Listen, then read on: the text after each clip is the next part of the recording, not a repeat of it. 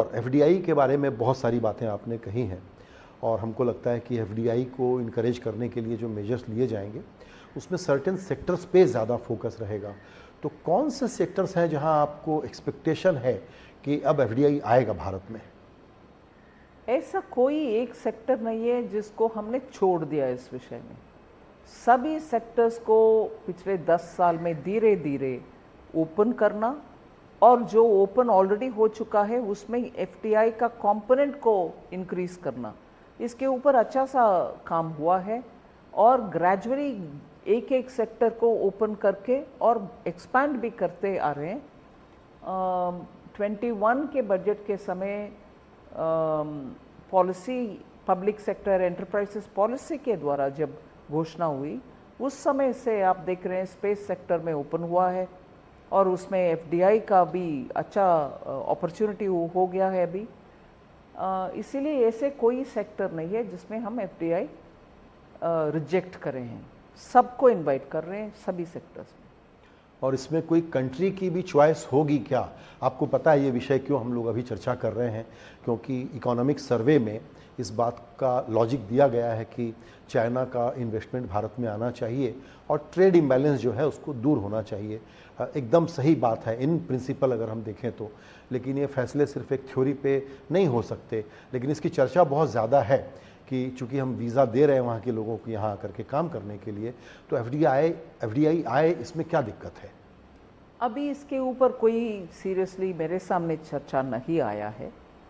हाँ, कुछ सरकार के डिपार्टमेंट्स में वीज़ा देने के लिए डोमेन एक्सपर्ट्स का या टेक्नोक्रेट्स को ले आने के लिए PN3 प्रश्नोत्तरी 3 के विषय को समझ करके वो तो हो रही है, चर्चा हो रही है, मगर डिसीजन कहीं हुआ है नहीं।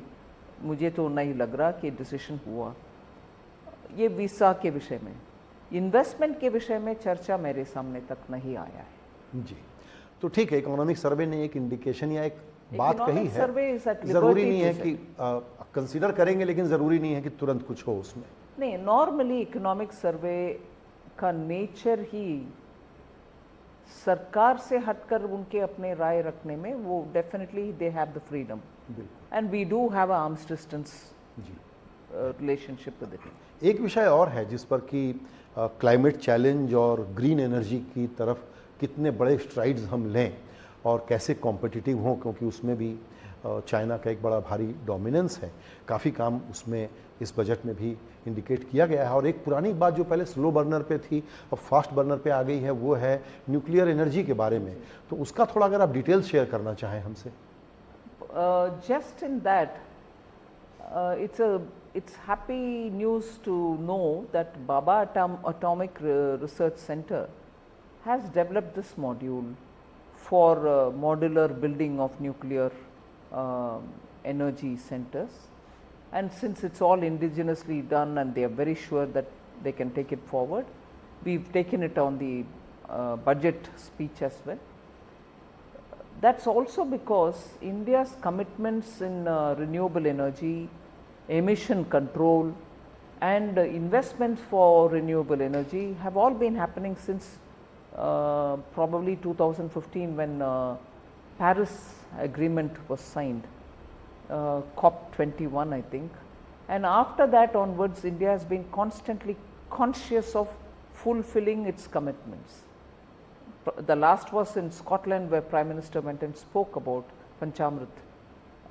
So we are fulfilling our requirements as committed in renewable energy. But for a country of India's size, renewable energy alone can't give us sufficiency in meeting all the base requirement for energy.